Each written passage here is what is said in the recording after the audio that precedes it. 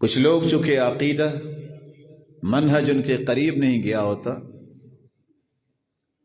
کافروں کے کسی بھی اچھے رویے کو دیکھ کے جو وہ کاروبار کو چمکانے کے لیے اختیار کرتے ہیں، اس قدر کافروں سے متاثر ہو جاتے ہیں کہ وہی لوگ ہیں بس جو صحیح ہیں۔ حالانکہ قرآن کہتا ہے اولئک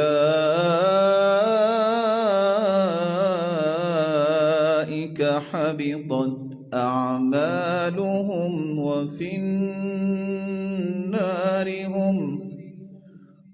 النار هم خالدون۔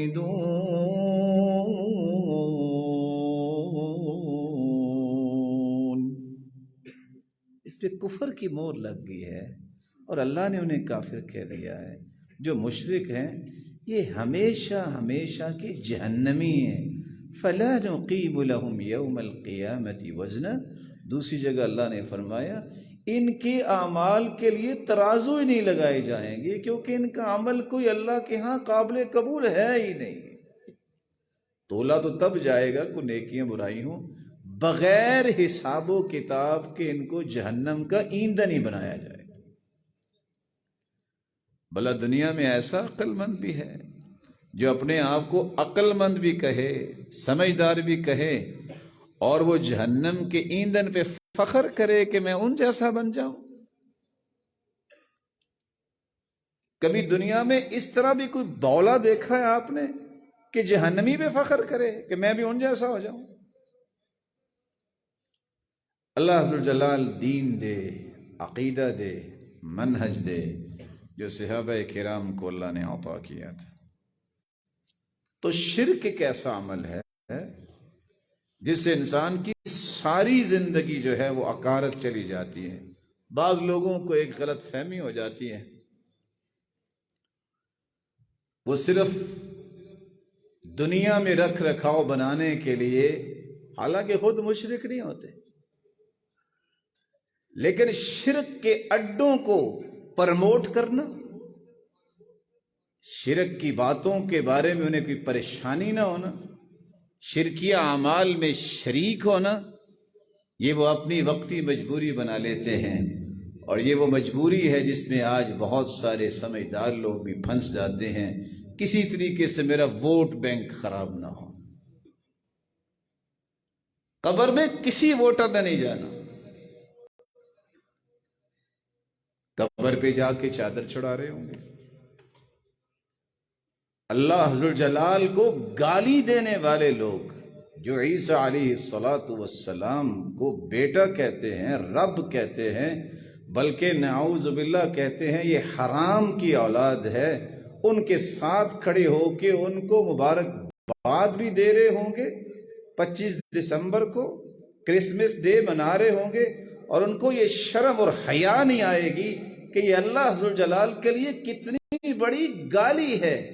قرآن نے یہ کہہ دیا ہے ان دعوا للرحمن ولدا تكاد السماوات يتفطرن منه وتنشق الأرض وتخر الجبال هدا ان دعوا للرحمن ولدا وما ينبغي للرحمن ان يتخذ ولدا۔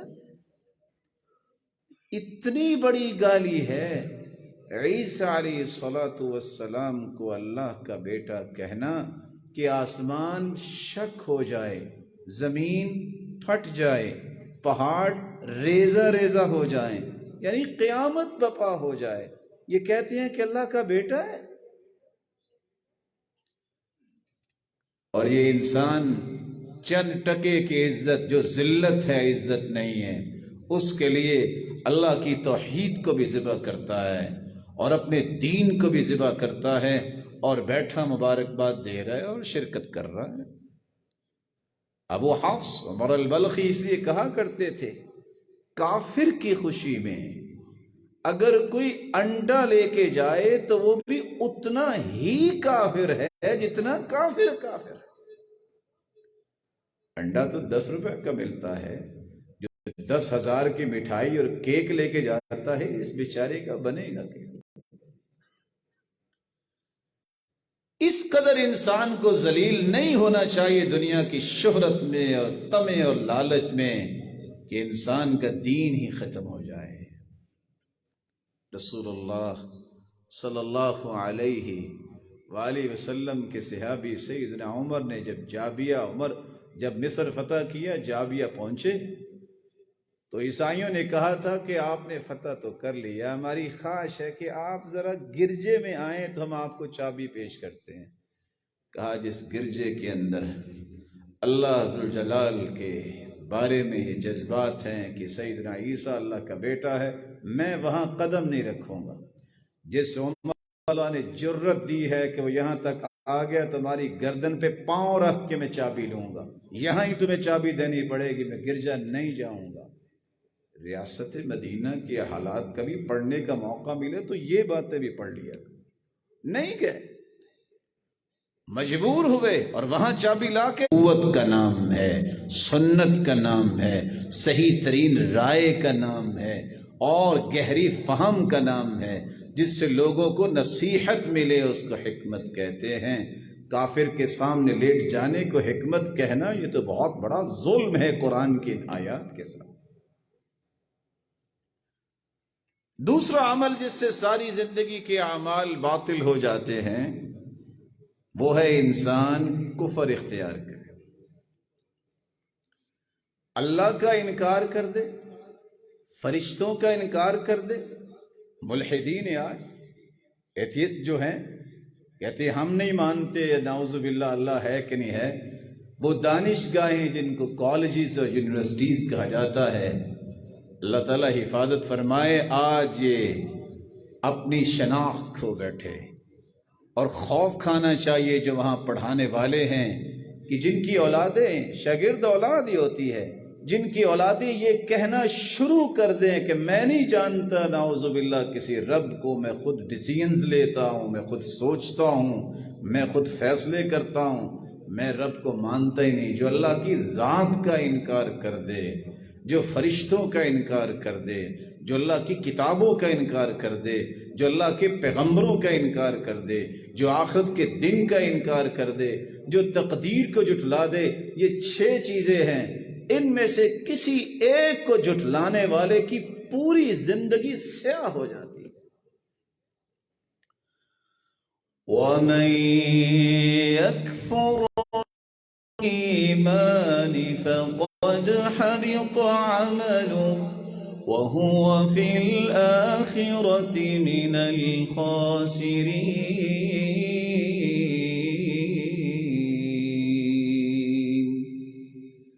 جس نے ایمان کا انکار کر دیا، اگر کوئی اللہ کے ذات کے بارے میں بہت ساری باتیں دے، کہتے پھر کیا ہوا، پارٹی جو ہوئی، ڈوب کے مر جانا چاہیے انسان کو اس سے پہلے کہ اسے کفر پہ موت آ جائے، یہ اس سے اچھا ہے۔ اللہ کے رسول نے فرمایا کہ مومن موت سے ڈرتا ہے، والموت خیر له من يجزون الا ما كانوا يعملون۔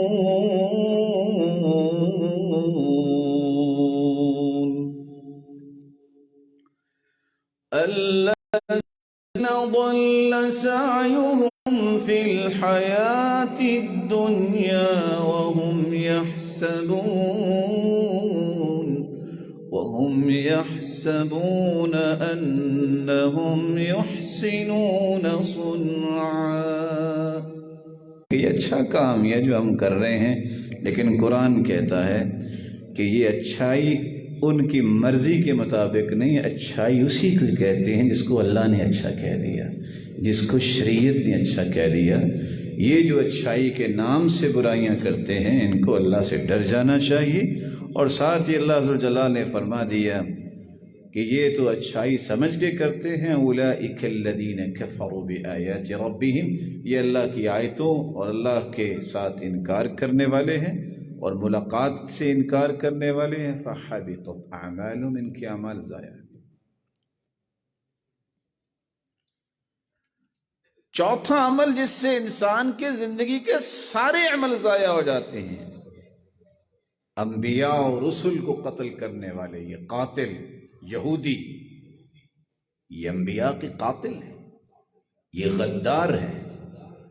اس لیے سلف کہا کرتے تھے کہ میرے سامنے اگر کوئی یہودی کی تعریف کرتا ہے تو میری آنکھوں میں انبیاء علیہم الصلاۃ والسلام کا وہ سسکتے ہوئے چہرے آتے ہیں کہ یہ ظالم انبیاء کے قاتل کی تعریف کر رہا ہے، یہ خود بھی اسی طرح کا ذہن رکھنے والا ہے۔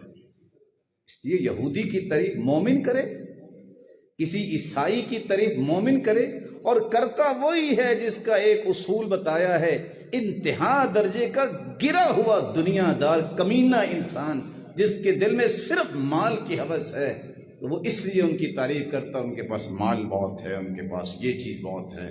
جس کے پاس ایمان نہیں ہے اس کی کیا قیمت ہے؟ اگر مال ہی کسی کی عظمت کی دلیل ہو تو پھر کافروں کو سجدہ کرنا چاہیے۔ مال دلیل نہیں ہے، اللہ کا تقوی دلیل ہے۔ ایمان کس کے پاس ہے؟ یہ مار مار کے صحابہ کرام نے ٹھوکریں ان کافروں کو قلیب بدر میں ابو جہل کو پھینک دیا تھا، کوئی چہرہ دیکھنا بھی کسی کو نصیب نہیں ہوا۔ کیا حیثیت تھی کیسر و کسریٰ کی، اینٹ سے اینٹ مسلمانوں نے بجا دی۔ مال بھی کوئی چیز ہے جس پہ انسان گھمنڈ کرے، عہدہ بھی کوئی چیز ہے تو اللہ ذو الجلال کی عظمت کو ماننا، انبیاء اور رسل کی عظمت کو بلند کرنا اور دین کی سربلندی کے لیے جینا، اس سے بڑا کوئی منہج نہیں۔ ان الذين يكفرون بآيات الله ويقتلون النبيين بغير حق ويقتلون الذين يأمرون بالقسط من الناس فبشرهم بعذاب أليم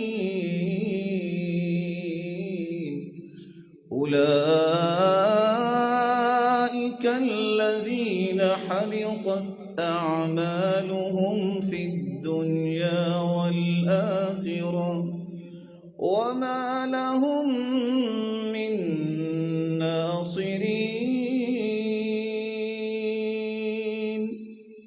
جو انبیاء کو قتل کرتے ہیں اور جو انصاف کی بات کرتے ہیں ان کو قتل کرتے ہیں، وہ نبی نہیں ہوتے۔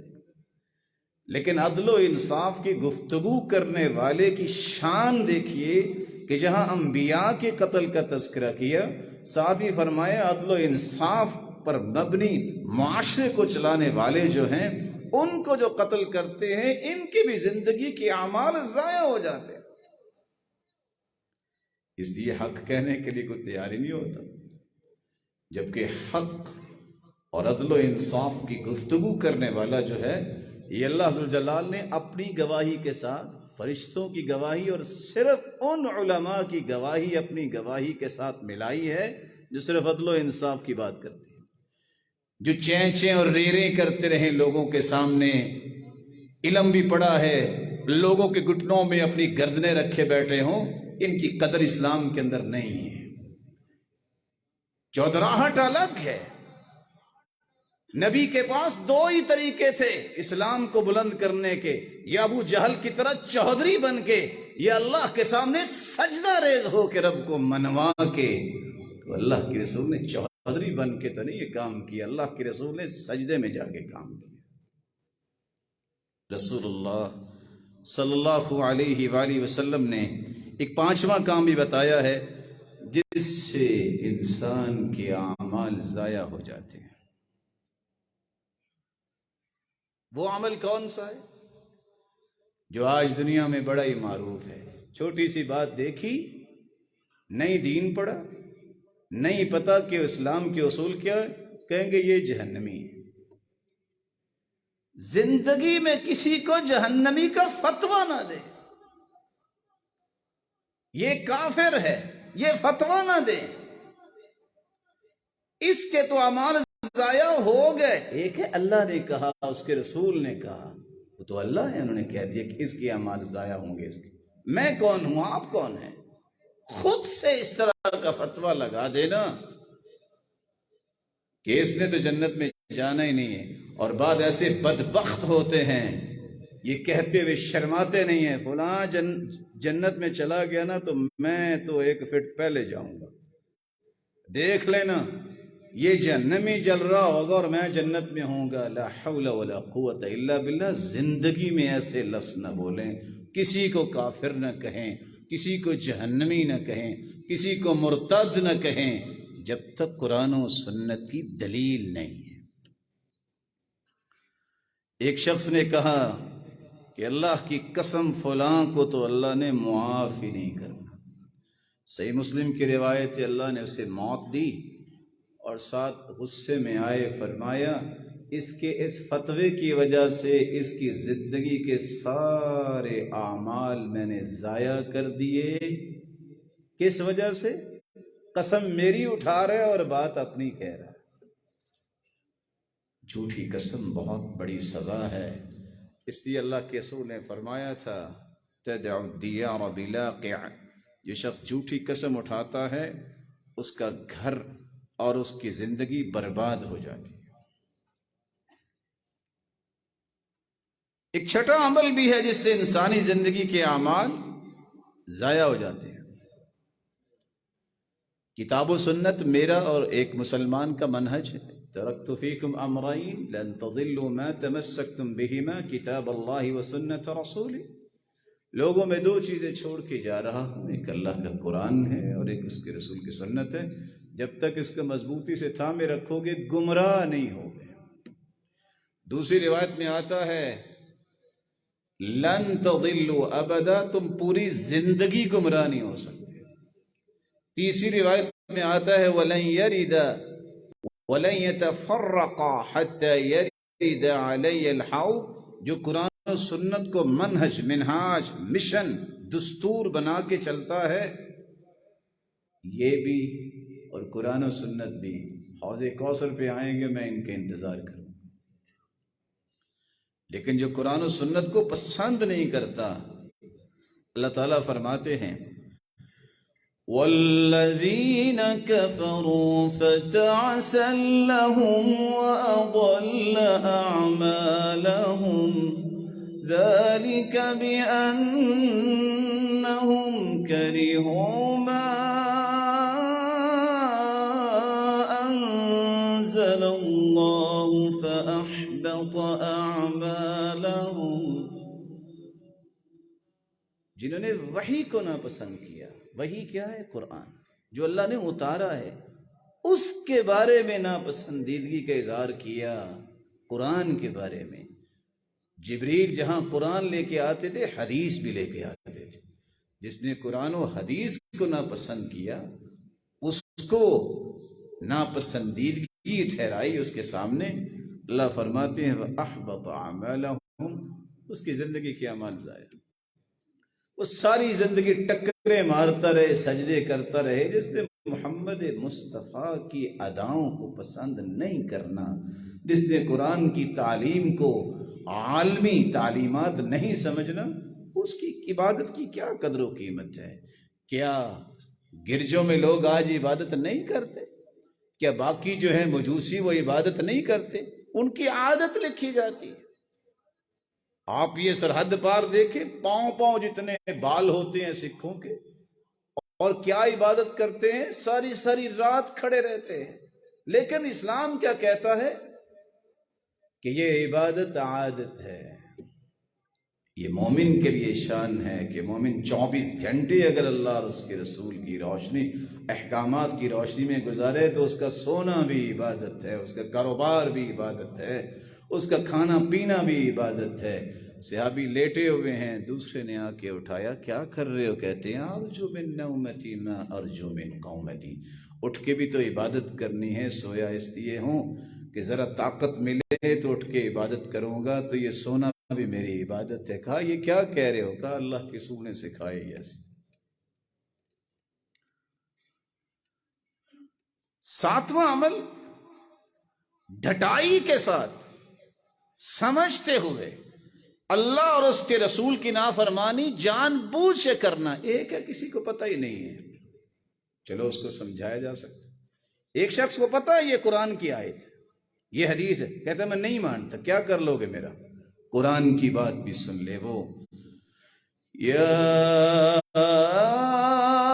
ایھا الذین آمنوا اطیعوا اللہ واطیعوا الرسول ولا تبطلوا اعمالکم، اطاعت اللہ اور اس کے رسول کی کرو اور اپنے اعمال کو باطل نہ کرو، ضائع نہ کرو۔ اطاعت نہ ہو بھی اگر تم نے انکار کر دیا جانتے بوجھتے تو تمہارے اعمال ضائع ہو جائیں۔ اور 8واں عمل یہ ہے کہ نبی کی بات پہ کسی کی بات بلند ہو جائے، نبی کی آواز پہ کسی کی آواز بلند ہو جائے تو اللہ عز و جل نے فیصلہ کیا کر دیا؟ یا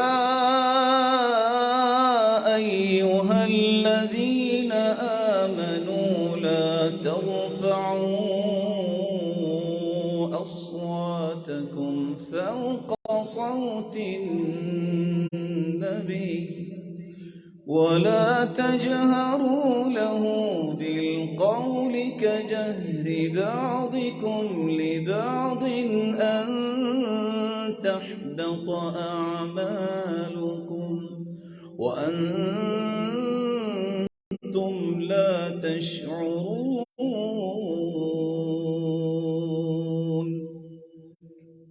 ایمان والو، اللہ کے رسول کی آواز سے اپنی آواز بلند نہ کرو، ان کی بات پہ اپنی بات اونچی نہ کرو، یہ نہ ہو کہ انتم لا تشعرون، تمہیں پتہ ہی نہیں چلے گا، تمہارے سارے زندگی کے اعمال ضائع ہو جائیں گے۔ رسول اللہ صلی اللہ علیہ وسلم کے صحابی ثابت بن قیس، ان کی آواز تھوڑی سی لاؤڈ تھی، بات ہو رہی تھی تو بولے تو ان کی آواز اللہ کے رسول سے بلند ہو گئی، وہ گھر گئے، رونے لگ گئے، بیٹھ گئے۔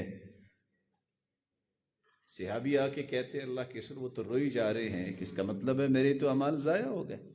تو اللہ کے رسول صلی اللہ علیہ وسلم نے فرمایا جاؤ صحیح بخاری کی روایت اس سے کہو کہ تم ان لوگوں میں سے نہیں، کیونکہ تمہیں پتہ نہیں تھا، تم اہل جنت میں سے ہو۔ اللہ کے رسول نے خوشخبری ان کو دے دی جنت۔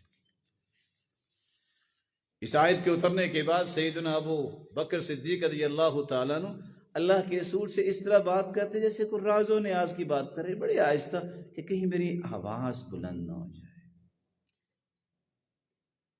نبی کی بات آ جانے کے بعد آپ کی حیثیت زندگی میں بھی تھی، آپ کی حیثیت اب زندگی کے بعد آپ کی احادیث کی بھی وہی حیثیت ہے۔ اس لیے اعلم یرحمک اللہ ان من قدم قوله وهواه على كلام رسول الله فهو داخل في هذا الوعيد، فهو وإن كان قد مات صلى الله عليه وسلم فإن سنته باقية وأمره واجب الامتثال۔ ويقول القرطبي رحمه الله هذا في حال حياته وبعد مماته، لأنه محترم حيا وميتا صلى الله عليه وسلم۔ قال تعالى إن الذين يغضون أصواتهم عند رسول الله أولئك الذين امتحن الله قلوبهم للتقوى لهم مغفرة وأجر عظيم۔ اللہ کے رسول جس طرح زندگی میں محترم تھے، زندگی کے بعد بھی محترم ہیں۔ آج اس کی حدیث آ جانے کے بعد کوئی اپنی بات، کوئی اپنی خواہش حدیث پہ مقدم کرتا ہے تو وہ بھی اس وعید میں شامل ہے، اس کی بھی زندگی کے کہیں اعمال ضائع نہ ہو جائیں جب وہ جانتا بوجھتا ایسا کرتا۔ نواں عمل ایسا ہے جس سے انسان کے اعمال ضائع ہو جاتے ہیں، وہ ہے ریاکاری کا عمل۔ ریاکاری کا عمومی مفہوم یہ ہے دکھاوے کے لیے کام کرنا، لیکن آج ایک نہیں 100 میں سے 90 لوگ تو اس بات سے واقف نہیں ہوتے کہ الاشراک فی النیہ کیا ہے، کہ نیت میں کسی کو شریک کرنا اس کا معنی کیا ہے۔ عمل خالص اللہ کی رضا کے لیے جو ہوتا ہے وہ ریاکاری سے محفوظ ہوتا ہے۔ اگر یہ نیت ہو کہ اللہ کی رضا ملے اور ساتھ یہ بھی ملے تو آپ نے نیت میں بھی کسی اور کو شریک کر لیا۔ صحابی نے کتنی بڑی بات کہی، اللہ کے رسول ایک بندہ جہاد کرتا ہے، ارأیت الرجل یغزو یرید الاجر والذکر، اجر کے ساتھ ساتھ شہرت بھی چاہتا ہے، تو آپ نے اس کے جواب میں کیا فرمایا؟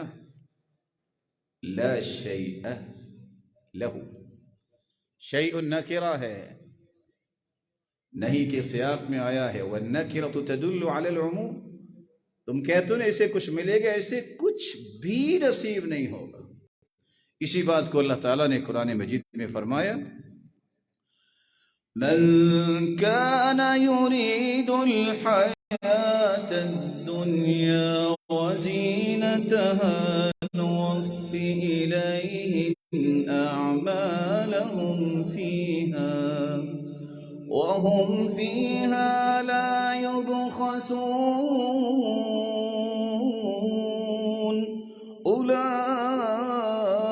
أولئك الذين ليس لهم في الآخرة إلا النار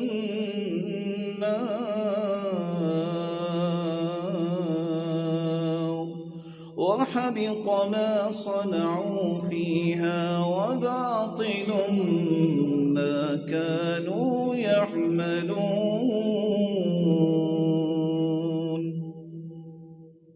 جو صرف دنیا چاہتا ہے ہم اسے دنیا میں تو کچھ دے دیں گے، لیکن اس کے لیے آخرت میں سوائے آگ کے کچھ نہیں، اور اس کے اعمال ضائع ہو جاتے ہیں۔ وَبَاطِلٌ مَا كَانُوا يَعْمَلُونَ، اور جو بھی انہوں نے عمل کیے ہیں وہ سب باطل ہے۔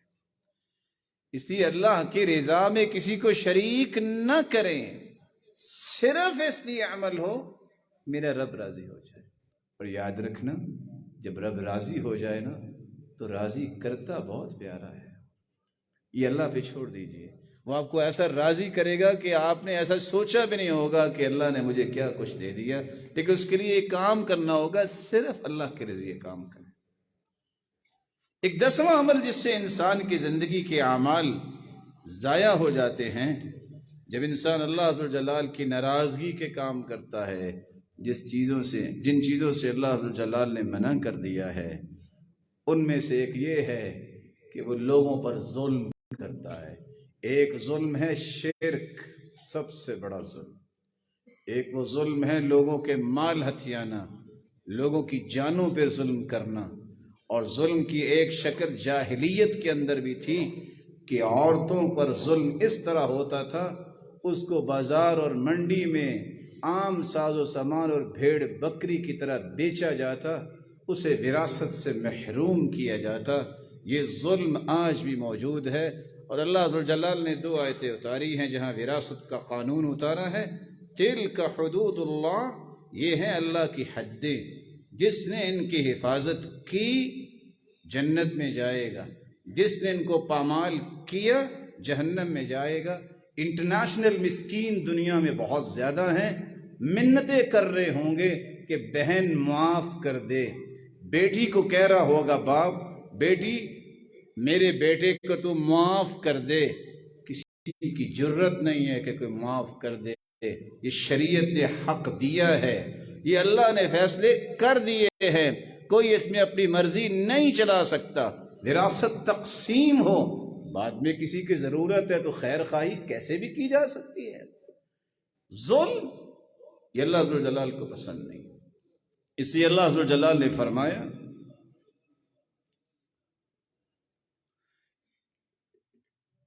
رسول اللہ صلی اللہ علیہ وآلہ وسلم نے فرمایا کہ جانتے ہو مفلس کون ہے؟ کہا مفلس تو وہ ہے جس کے پاس کوئی درم و دینار نہ ہو۔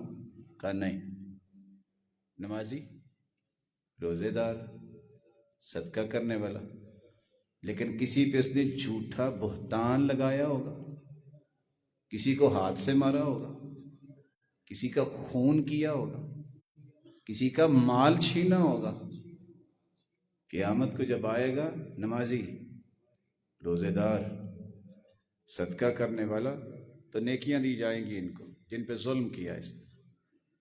نیکیاں جب ختم ہو جائیں گی تو اللہ عز و جلال کا حکم ہوگا کہ اب جو حقوق لینے والے ہیں، کسی کو گالی بھی دی ہے، ذرا اس کی نیکیاں جو ہیں وہ تو ختم ہو گئی، ان لوگوں کے گناہ اس کے سر پہ رکھو۔ گالی، ہاتھ سے ظلم، مال کھانا، قتل کرنا، بہتان باندھنا، ہے کون؟ نمازی۔ نیکیاں بھی ختم ہو گئی، لائن لگی ہوئی ہے۔ اگر ایک دن میں انسان 2 گالیاں نکالتا ہے تو 60 سال میں کتنی گالیاں بنیں گی؟ کتنی لمبی لائن ہوگی لوگوں کی جو حقوق لینے والے ہوں گے۔ کسی کے 1-2 روپے بھی اگر روزانہ سے وہ مارتا ہے، کسی کے 2000، کسی کے 4000، قیامت کو کتنی لمبی لائن لگی ہوگی۔ حدیث کے الفاظ ہیں ثم طرح فی النار، پھر حقوق لینے والے کو نیکیاں تو نہیں مل سکیں گی، ان کے گناہ اٹھا کے اس کے سر پہ رکھے جائیں گے اور اسے جہنم میں پھینک دیا جائے گا۔ ان اعمال کا کچھ فائدہ نہ نکلا، وہ ضائع ہو گئے۔ اللہ عز و جلال ہم سب کو محفوظ فرمائے، اور اللہ عز و جلال ایسے اعمال سے بچائے جس سے بقیہ اعمال بھی ضائع ہوتے ہیں، اور آپ سب کو ایمان والی لمبی زندگی عطا فرمائے۔ وآخر دعوانا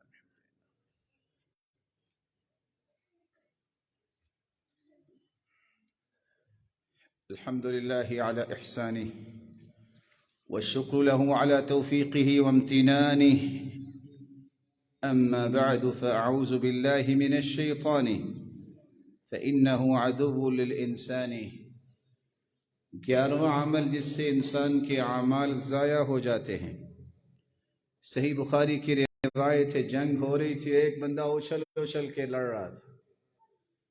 اللہ عز و جلال کے پیغمبر کو اللہ نے اطلاع دی ہوگی، فرمایا یہ جہنمی انسان ہے۔ کہا یہ کیسے؟ ایک صحابی پیچھے گئے، کیا دیکھتے ہیں؟ ان کو زخم تو آئے تھے اس شخص کو، لیکن وہ برداشت نہ کر سکا، اس نے خودکشی کر لی۔ خودکشی کرنے والا بھی اپنے اعمال کو ضائع کر بیٹھتا ہے۔ حالات سے تنگ آ کر اپنے آپ کو چھری، چاقو، خنجر سے مارنے والا جہنم میں بھی یہی کچھ کر رہا ہوگا۔ زہر پینے والا بھی جہنم میں زہر ہی پی رہا ہوگا۔ کسی پہاڑ سے، اونچی جگہ سے گرنے والے کو بھی جہنم میں اسی طرح گرایا جائے گا۔ خالدن مخلدن فیہا ابدا، اتنے گہرے الفاظ رسول اللہ صلی اللہ علیہ وسلم نے بول دیے۔ 12واں عمل، رسول اللہ صلی اللہ علیہ وسلم پر قرآن اترتا ہے۔ جھوٹی قسمیں اٹھانے والے زندگی کے سارے اعمال کو ضائع کر بیٹھتے ہیں۔ وَيَقُولُ الَّذِينَ آمَنُوا أَهَؤُلَاءِ الَّذِينَ أَقْسَمُوا بِاللَّهِ جَهْدَ أَيْمَانِهِمْ إِنَّهُمْ لَمَعَكُمْ حَبِطَتْ أَعْمَالُهُمْ فَأَصْبَحُوا خَاسِرِينَ۔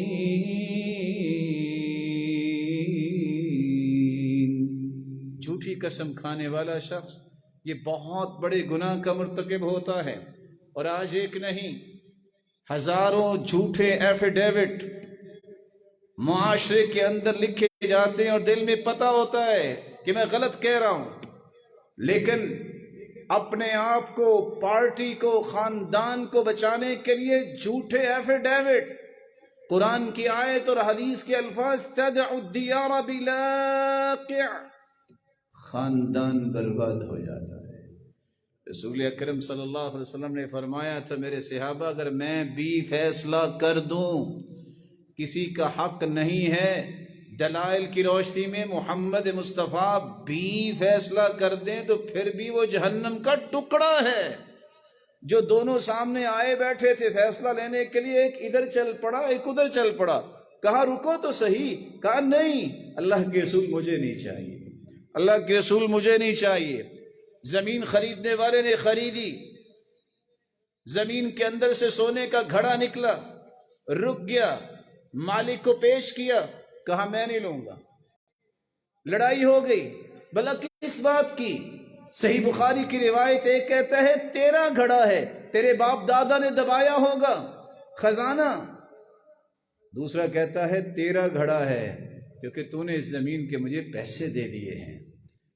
لڑائی کس بات پہ ہو رہی؟ ایک کہتا ہے تیرا ہے، دوسرا کہتا ہے تیرا ہے۔ کسی سے فیصلہ کروانے گئے، کہا تمہارے باپ دادا نے رکھا ہوگا، لے لو نا، کہا میں اللہ کے سامنے کیسے پیش ہو سکوں گا کیونکہ میں نے اس زمین کے پیسے دے دیے ہیں، میں یہ گھڑا نہیں لے سکتا۔ جو زمین ہے بعتک الارض وما فیہا، میں نے زمین بھی بیچی اور زمین کے اندر جو کچھ ہے اس کو بھی بیچا۔ دوسرے سے کہا تم لے لو، کہا جس کی زمین ہے وہ کہتا ہے کہ میں اللہ کے سامنے پیش کیسے ہوں گا تو میں کیسے پیش ہوں گا؟ دونوں نے لینے سے انکار کر دیا۔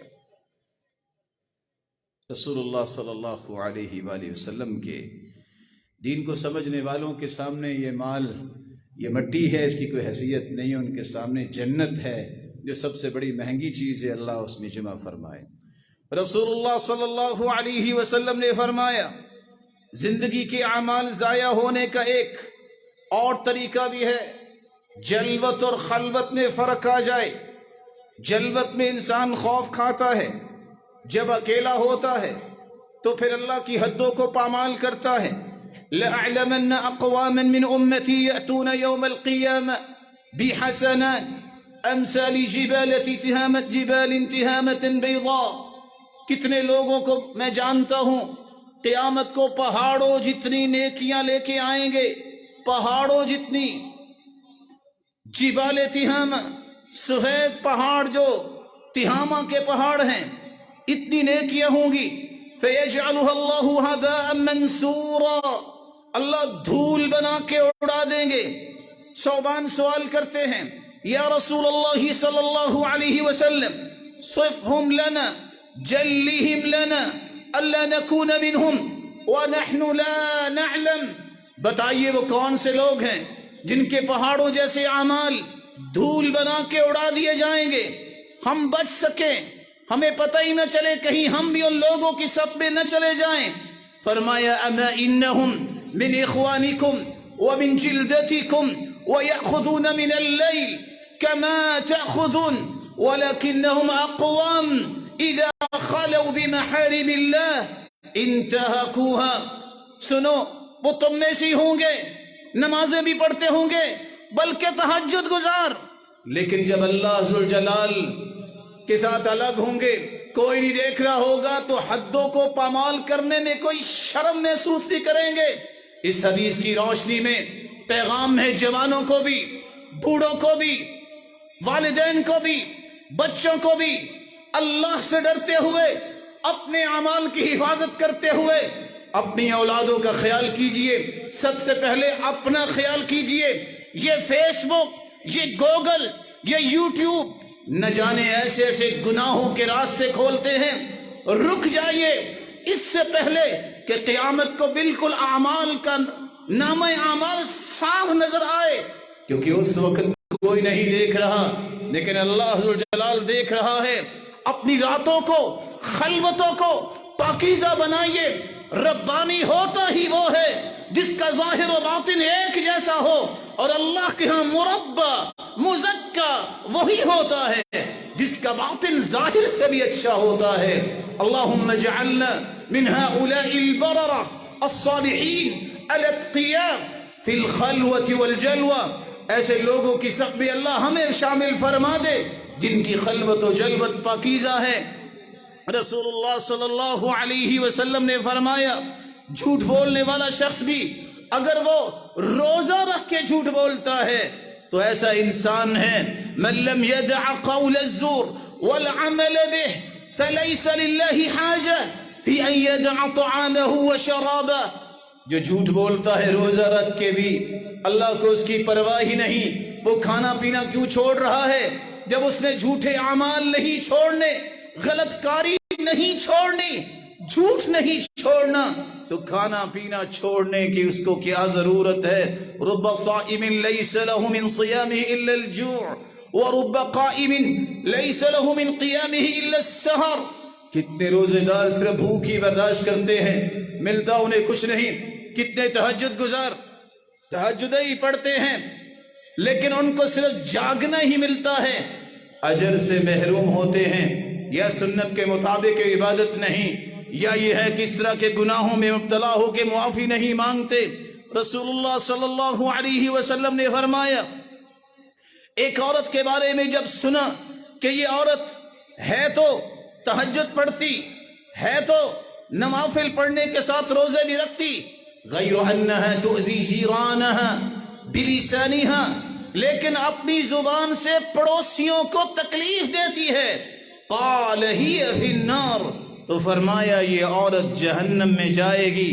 رسول اللہ صلی اللہ علیہ وسلم کے صحابی فرماتے ہیں، کنا مع بریدہ فی غزوہ فی یوم ذی غیم، ہم بریدہ کے ساتھ تھے، بادل تھا، ایک جہاد پہ نکلے. آپ صلی اللہ علیہ وسلم کا فرمان ہے، بکروا بصلاۃ العصر، وہ کہنے لگے بریدہ عصر کی نماز میں جلدی کرنا، فإن النبی صلی اللہ علیہ وسلم قال، کیونکہ رسول اللہ صلی اللہ علیہ وسلم نے فرمایا، من ترک صلاة العصر فقد حبط عمله، جس نے نماز عصر کو چھوڑ دیا اس کے سارے اعمال ضائع ہو گئے. من فاتہ صلاة العصر، جس کی عصر کی نماز ضائع ہو گئی، فکأنما بتر اہلہ ومالہ، گویا کہ اس کا کچھ نہیں بچا، نہ اہل و عیال نہ مال و دولت، سب کچھ برباد ہو گیا. اس لیے عصر کی نماز کی حفاظت کی تاکید آئی ہے، حافظوا علی الصلوات والصلاة الوسطى وقوموا للہ قانتین، عصر کی نماز کی حفاظت کرو.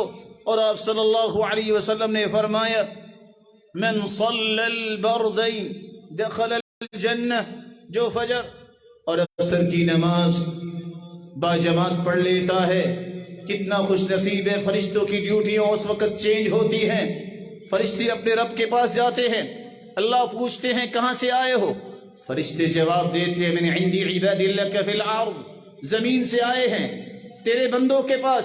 اچھا میرے فرشتوں، میرے بندے کیا کر رہے تھے؟ فرشتے جواب دیتے اتیناہم وہم یصلون وترکناہم وہم یصلون، اللہ جب دنیا میں گئے تو تب بھی وہ نماز ہی پڑھ رہے تھے، جب چھوڑ کے آئے ہیں تو نماز ہی پڑھ رہے ہیں. کہاں گواہ رہنا میرے فرشتوں، میں نے انہیں معاف کر دیا. من صلی البردین دخل الجنہ، خوشخبری اللہ کے رسول صلی اللہ علیہ وسلم نے سنائی، جو فجر اور عصر کی نماز پڑھتا ہے یہ جنت میں داخل ہوگا. اللہ ذوالجلال ہر ایسے عمل سے بچائے جو انسان کو جنت سے محروم کر دے، اور ہر اس عمل کی توفیق سے نوازے جس سے انسان جنتی بن جائے. جتنے روشن چہرے یہاں تشریف فرما ہیں، یہ سن رہے ہیں، اللہ ذوالجلال ان سب کو توفیق خاص سے نوازے، ایمان، صحت اور خوشی اور عزت و برکت والی لمبی زندگی نصیب فرمائے. جس سے اللہ کے گھر میں جمع ہیں جنت الفردوس میں نے جمع فرمائے اور اپنے دیدار کا مستحق بنائے. وآخر دعوانا ان الحمد للہ رب العالمین.